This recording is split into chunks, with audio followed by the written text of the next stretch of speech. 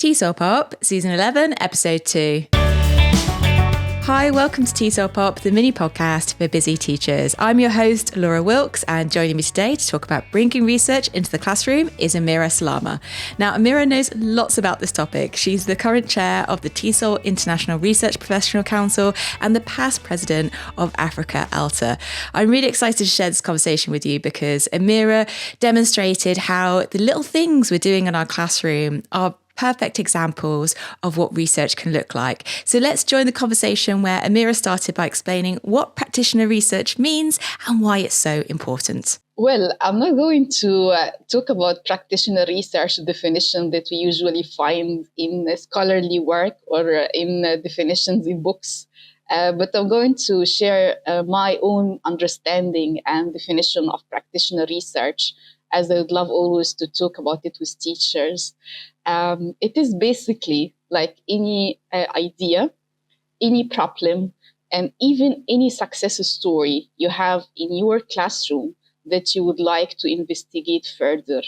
So practitioner research does not have to be a very big idea of research that some teachers might think it is, and that keeps them intimidated to do it. This idea comes and stems from your interaction with your students. And also, it sometimes comes from great stuff that we have done inside the classroom that we would like to learn why it worked, or from a lesson that we had in the classroom and would like to also investigate why it didn't work.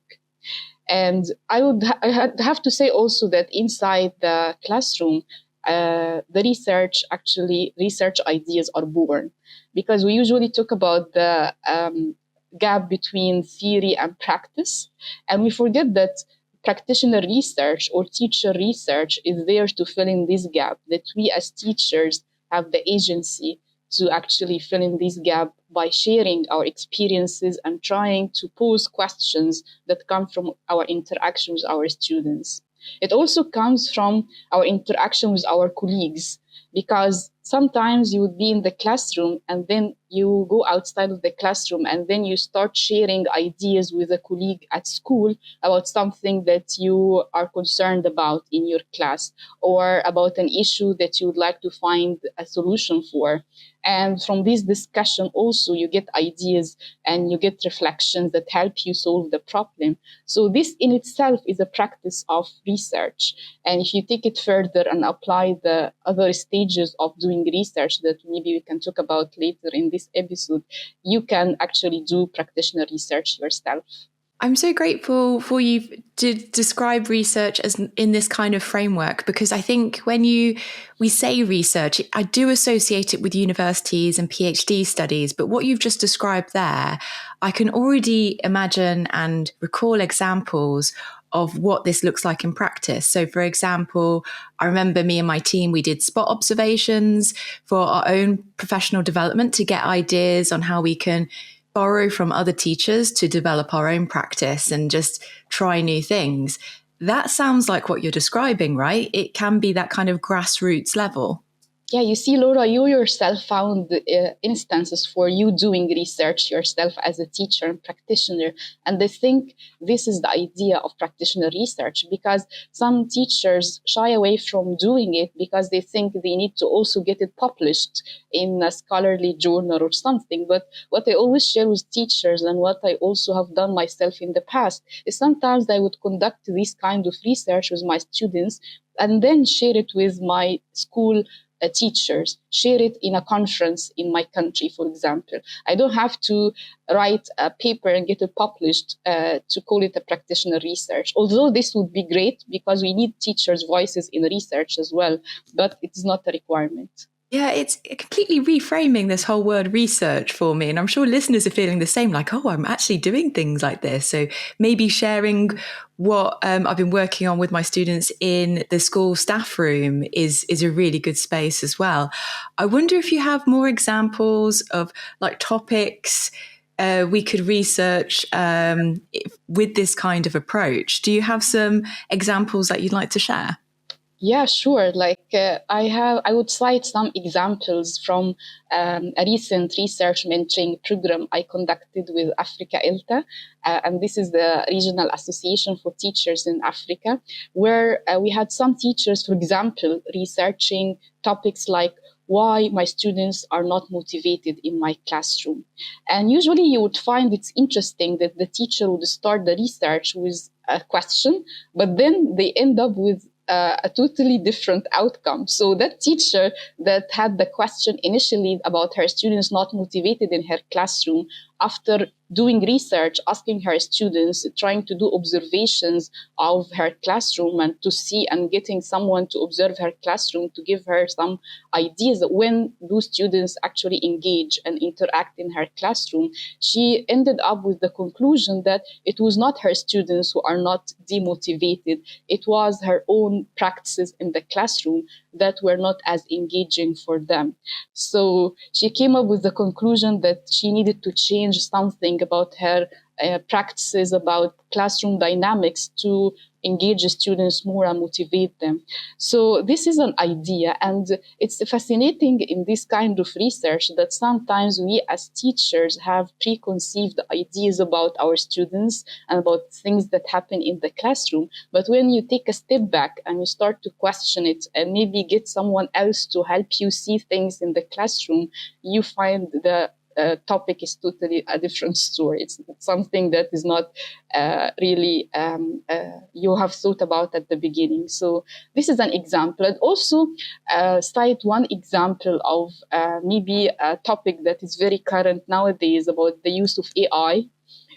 And this is a very heated discussion now also in my department, because I teach academic writing, academic reading, research writing to my students. And this is a heated discussion because how can we really identify students' work and AI work, all of this dilemma in teaching writing. But this in itself, if you're as a teacher, you feel overwhelmed with these current trends, you can take it as a topic for your own investigation and research. Ask students when they use AI. Ask other teachers what are the best practices about them using AI or not. So, taking this approach to understand difficult and sometimes, current trends that make us sometimes feel overwhelmed as teachers can help us really grow and develop our skills. It's incredibly empowering what you just described there, and the amount of autonomy teachers can take over things like the topic of AI you just described, which I can completely relate to that. It just feels so overwhelming at the moment, but to kind of flip that and take the approach of, okay, I want to look into this and find what really works for my context, for me as a teacher and for my students and for my colleagues, is a brilliant way of kind of just putting yourself in the driving seat rather than other noises and voices driving and influencing decisions for you. I think that's a wonderful example. And the other example you gave is a good way of kind of testing our own teaching beliefs. It's almost like here's a hypothesis I have about my students or my teaching or the course books, for example. Let's test it out. And what a journey that teacher went on that you just described in finding that actually it just meant a bit more student interaction was sought after in order to change maybe the behavior she was seeing in the classroom. Yeah, exactly. And also that idea, Laura, like sometimes when we are thinking about our classroom, because we are busy as teachers and practitioner research is all about the teachers taking the agency and having that autonomy to do things and change stuff in their classroom. Sometimes we are too busy to really stop and think and reflect. So this kind of research gives us this opportunity that maybe like every semester, one thing that you can think about for yourself as an idea of professional development is to select one topic that you would like really to understand more about in your classroom. And maybe this topic you can involve your students in helping you to understand it by asking them to be part of your research. And you do it throughout the semester. And one simple thing that I sometimes do also with my students is just ask them at the end of the semester, like what did they like about my course and what didn't they like, and even like in these very short sentences they give about my course that are not formal like the teacher evaluation and stuff, but only like comments they share with me as their teacher. These comments help me a lot in developing the course for next semesters. So this in itself is an act of reflection that we can include in our teaching. And practitioner research is basically, in my opinion, a reflection cycle, because you find something. It doesn't have to be a problem, by the way. It can be a successful lesson. And then you investigate how it worked, how it didn't. You involve your students in the decision, and you come up with a conclusion to help you improve for the future. So it's all about reflection. That's wonderful. And I love that example of even it being as simple as asking your students a question at the end of a course. It's not something that has to take up heaps and heaps of your time, because, of course, our listeners for this podcast and teachers around the world are very short on time. So that's a lovely example that it can just be kind of integrated and woven into things that teachers are probably already doing. They're probably already creating feedback and collecting feedback, or there's administrative systems that are collecting feedback that we could leverage and use as part of our reflective process. I wonder if you have any other techniques that you love to kind of use as part of this practitioner research. That survey, end of course survey, is a brilliant example. Do you have any others that you'd like to share? Yeah, I do have another example, because in our context, usually here in Africa, we also have some, textbook materials and teaching materials that might not be really relevant sometimes to our context.